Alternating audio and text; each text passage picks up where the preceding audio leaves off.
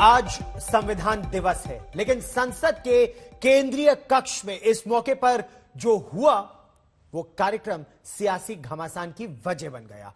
कांग्रेस की अगुवाई में 14 विपक्षी पार्टियों ने इस कार्यक्रम का बहिष्कार किया। प्रधानमंत्री नरेंद्र मोदी ने अपने संबोधन में इसका सीधा जिक्र तो नहीं किया, लेकिन इशारे ही इशारे में प्रधानमंत्री ने विपक्ष पर तीखा प्रहार किया।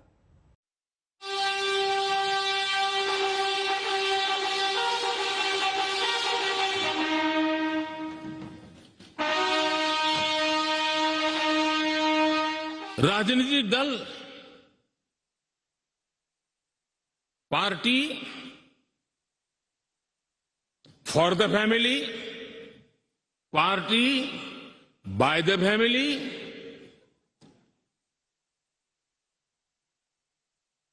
अब आगे कहने की जरूरत मुझे नहीं लगती है। संसद के सेंट्रल हॉल में अवसर तो था संविधान दिवस समारोह का, लेकिन आयोजन शुरू होने से पहले विपक्ष ने कार्यक्रम के बहिष्कार वाला जो तेवर दिखाया, उससे पैदा हुई तल्खी यहाँ भी साफ नजर आई। संविधान की चर्चा करते हुए पीएम मोदी विपक्ष पर हमलावर हो गए। समारोह के बहिष्कार की अगुवाई करने वाली कांग्रेस पीएम मोदी के सीधे निशाने पर थी। पार्टी पीढ़ी दर पीढ़ी एक ही परिवार चलाता रहे, पार्टी की सारी व्यवस्था परिवारों के पास रहे, वो लोकतंत्र, स्वस्थ लोकतंत्र के लिए सबसे बड़ा संकट होता है। राजनीतिक दल, party for the family, party by the family,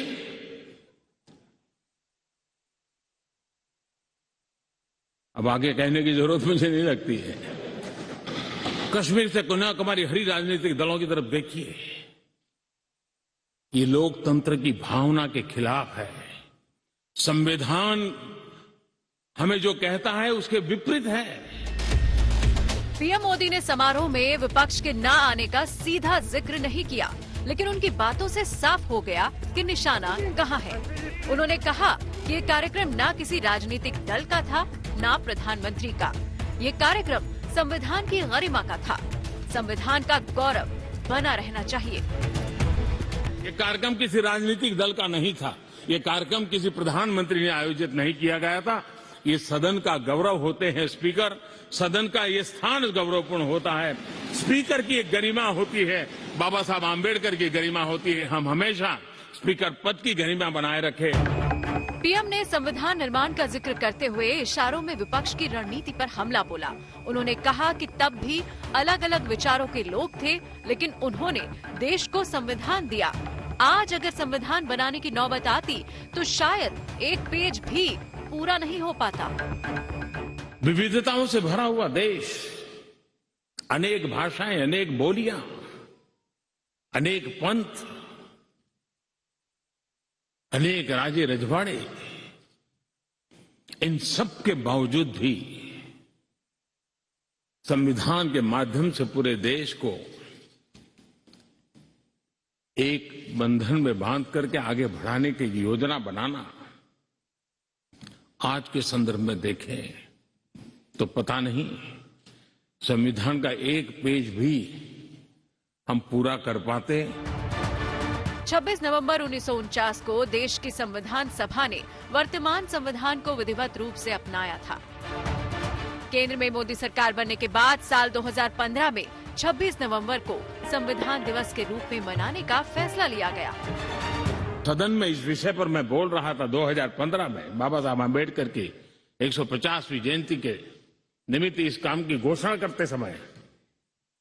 तब भी विरोध आज नहीं हो रहा है, उस दिन भी हुआ था कि 26 नवंबर कहां से ले आए, क्यों कर रहे हो, क्या जरूरत थी। राजनीतिक दलों का अपना एक अहम महत्व है और राजनीतिक दल भी हमारी संविधान की भावनाओं को जन जन तक पहुंचाने का एक प्रमुख माध्यम है। लेकिन संविधान की भावना को भी चोट पहुंची है। सोमवार से संसद का सत्र शुरू हो रहा है। इससे पहले संसद में अहम आयोजन था। विपक्ष के बहिष्कार और पीएम मोदी के भाषण ने मानो शीत सत्र के गर्म होने की स्क्रिप्ट तैयार कर दी है। आज तक ब्यूरो।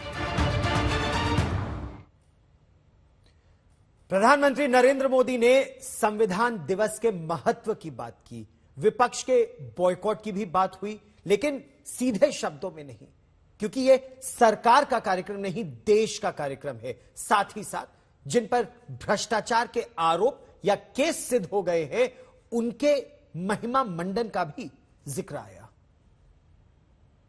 क्या हमारा संविधान भ्रष्टाचार को अनुमति देता है? कानून है, नियम है, सब है, लेकिन चिंता तब होती है कि जब न्यायपालिका ने स्वयं ने किसी को अगर भ्रष्टाचार के लिए घोषित कर दिया हो, भ्रष्टाचार के लिए सजा हो चुकी हो, लेकिन राजनीतिक स्वार्थ के कारण उसका भी महिमा मंडन चलता रहे, भ्रष्टाचार को नजरअंदाज करके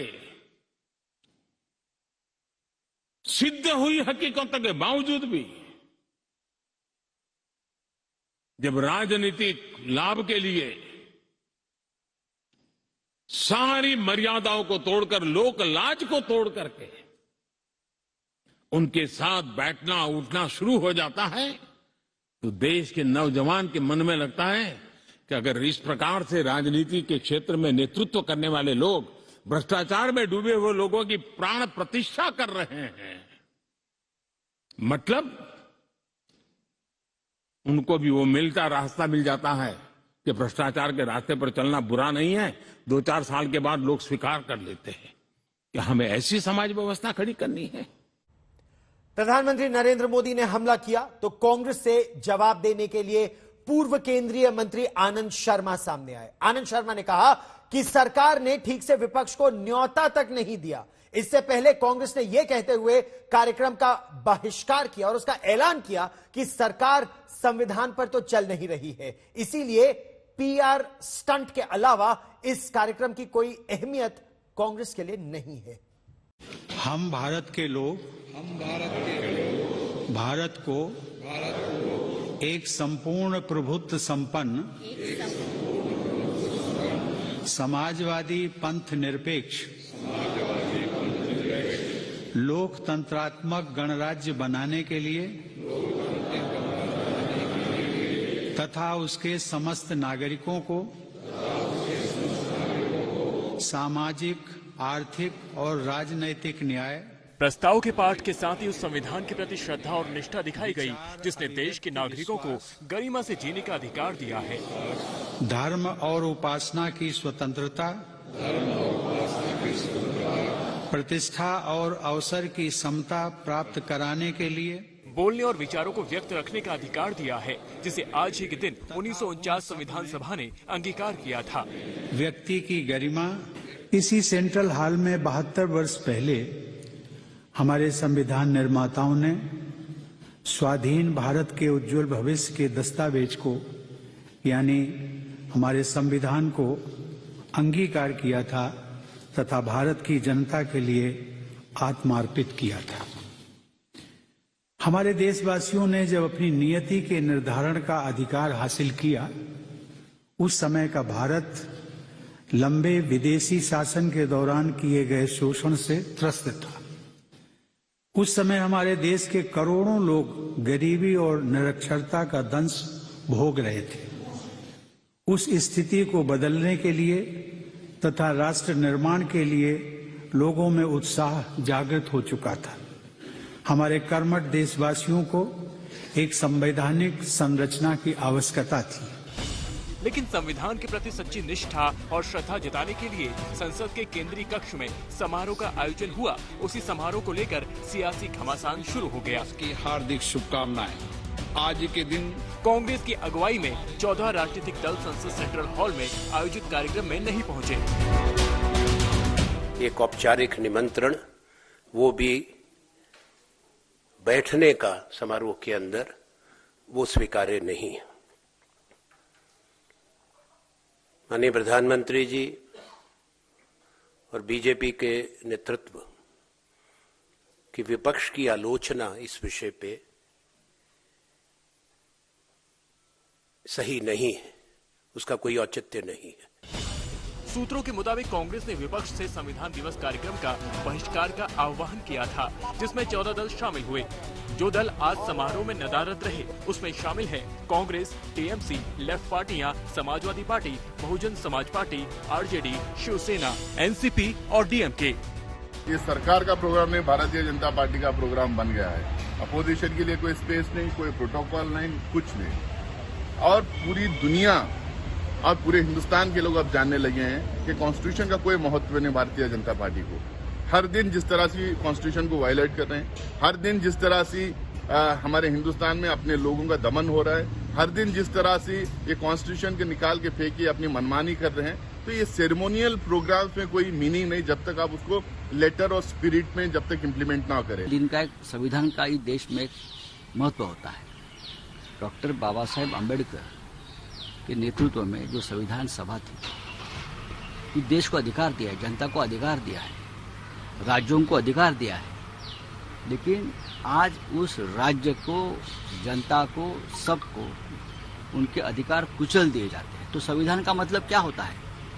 कहाँ है संविधान? आप मुझे बताइए। सुबह तक बीएसपी का रुख साफ नहीं था, लेकिन संसद भवन में समारोह शुरू होने से ठीक पहले मायावती ने भी बहिष्कार में शामिल होने का फैसला सुना दिया। अब मेरा यही कहना है कि आज संविधान दिवस के मौके पर केंद्र व सभी राज्य सरकारें इस बात की गहन समीक्षा करें, क्या ये सरकारें भारतीय संविधान का पूरी ईमानदारी व निष्ठा से सही पालन कर रही हैं अर्थात नहीं कर रही हैं। हमारी पार्टी का ये मानना है, इस मामले में इनको जरूर सोचना चाहिए।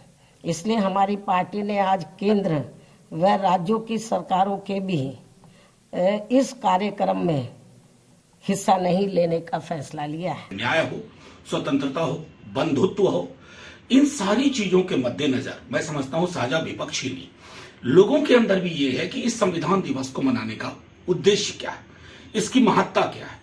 और मैं समझता हूं इस दृष्टिकोण से अगर सत्ता प्रतिष्ठान सामने आईना रखे और एक बार मूल्यांकन करे, उन्होंने बीते 7-8 वर्षों में संवैधानिक मूल्यों के साथ किस प्रकार का व्यवहार किया, तो संभवतः अगली बार वो संविधान दिवस नहीं मनाएंगे, संविधान बचाओ दिवस मनाएंगे। दूसरी तरफ सरकार ने भी कहा कि यह कार्यक्रम सरकार का नहीं, देश का था।